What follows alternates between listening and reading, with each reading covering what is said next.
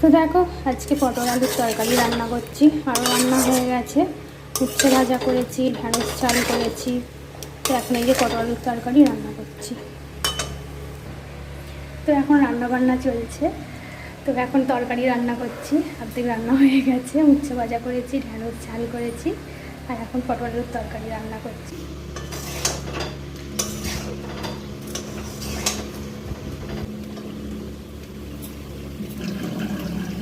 দেখো এখানে উচ্ছে ভাজা আর এই যে এখানে ঢ্যাঁড়স চাল, তো এই দুটো হয়ে গেছে।